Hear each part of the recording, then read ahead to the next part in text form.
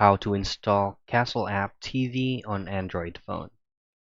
So basically, Castle app is not available in Google Play Store or any other app store out there. So what we want to do is we will be downloading the APK version so that we could install it on our phone.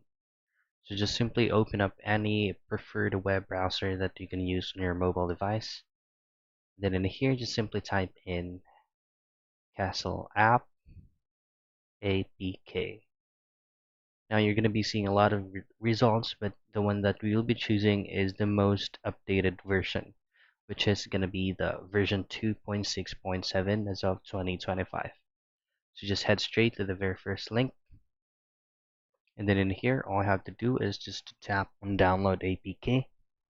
And then once the download is finished, all I have to do next is just by allowing all unknown sources from that specific file that you downloaded so that it will automatically be installed on your device.